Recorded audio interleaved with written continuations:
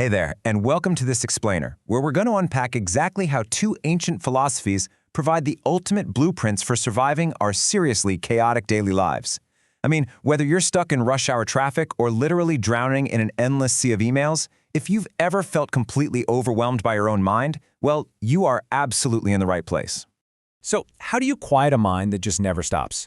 Whether you're battling those pesky intrusive thoughts, endless daydreaming, or honestly just the daily friction of existence, we are going to explore two radically different lenses for finding some inner peace. We're going to blend the neuroscience of focus, modern therapy techniques, and thousands of years of wisdom to completely change how you manage your day-to-day life. Okay, here's our quick roadmap for today. 1. Two paths to inner peace. 2. The Stoic mind, active control. 3. The Taoist mind, radical acceptance. 4. Making peace with the shadow. And finally, 5. Balancing your daily life. Let's dive right into Section 1, Two Paths to Inner Peace, Control versus Flow. I want you to think of Stoicism like grabbing a toolbox to actively carve out a better life. It's all about strictly controlling what is actually up to us. On the flip side, Taoism is about surrendering to the natural flow, essentially just emptying the bucket of the mind. As one observer perfectly put it, Stoicism plays chess while Taoism plays twister. One relies on rational, deliberate effort to navigate daily hurdles, while the other leans hard into spontaneous, natural rhythms. Both are vital for daily life, but they approach the mind from completely different angles. Moving right along to Section 2, the Stoic mind, active control. In the neuroscience world, this active, Stoic-style control is actually governed by something called the task-positive network, or TPN. This is basically your brain's outward-focused problem solver. When you're frantically trying to fix a broken spreadsheet or mapping out your grocery run, that's your TPN hard at work. It demands a massive metabolic budget, much like a Stoic philosopher carefully and actively managing their reactions to the outside world. And it's super interesting, because this active problem-solving mindset is the exact foundation of cognitive behavioral therapy, or CBT. While CBT actively restructures our modern clinical thought patterns, Stoicism uses pure reason to manage daily emotions against chaos. They are incredibly aligned. Both view the mind as something you have to actively manage and wrangle to handle the stress of daily life.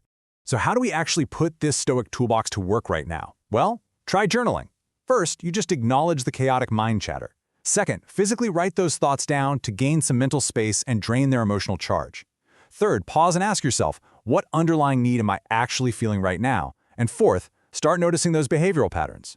This deliberate process literally turns mental chaos into clear, actionable order. But hey, what if your day is just so overwhelming that you can't even pick up a pen? We've all been there.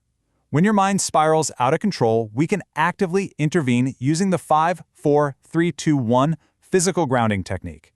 You intentionally find 5 things you can see, 4 you can hear, 3 you can touch, 2 you can smell, and 1 you can taste. It acts like an emergency brake, forcefully pulling your attention right back to the present moment. But here's a really vital question to think about. What happens when fighting your thoughts actually makes them stronger? Because focus has a biological limit, right? Pushing through it just overdrafts our attention bank account. So what do we do when our brain flat out refuses to be controlled, and that Stoic toolbox suddenly gets way too heavy to lift?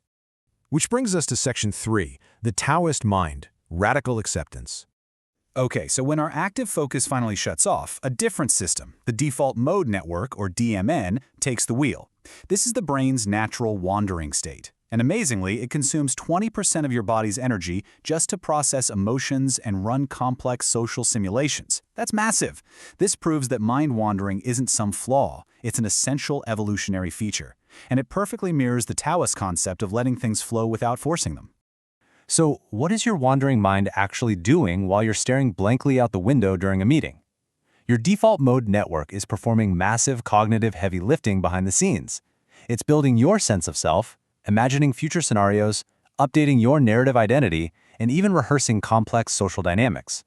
When a Taoist tells you to stop forcing things in your daily life, they're essentially telling you to just let this network do its restorative work.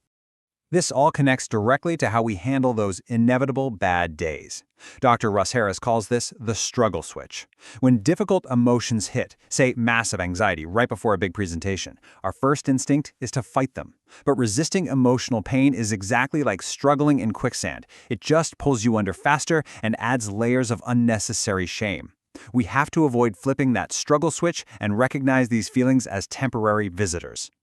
The clinical equivalent to this Taoist flow, it's called acceptance and commitment therapy, or ACT. If CBT is the Stoic, ACT is definitely the Taoist. You aren't trying to change or fix your thoughts here. You are fundamentally changing your relationship to them. You stop arguing and passively observe, allowing the emotions to happen spontaneously without any resistance. Okay, so how do we actually practice this detachment in real life?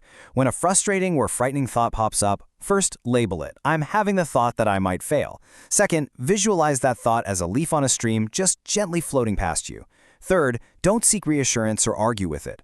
By refusing to fight the current, you literally starve the quicksand of its power over you. All right. Section 4. Making peace with the shadow. This Taoist principle of radical acceptance actually leads us beautifully into the psychological practice of shadow work.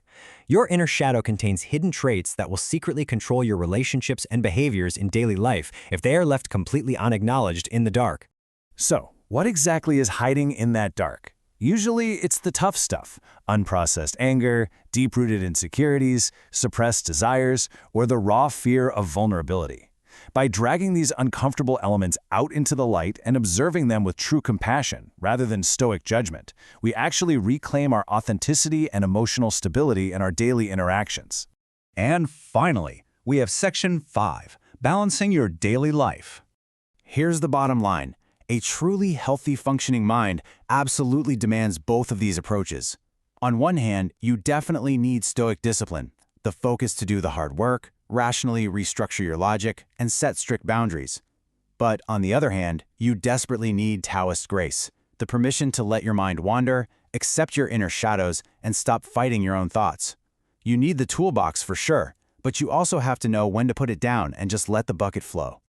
So, here is a practical blueprint for your day. First, honor your biology by working in focused 90-minute cycles. That's your stoic task-positive time. Then, intentionally shift into restorative, mind-wandering breaks, letting your Taoist default mode network process and connect the dots.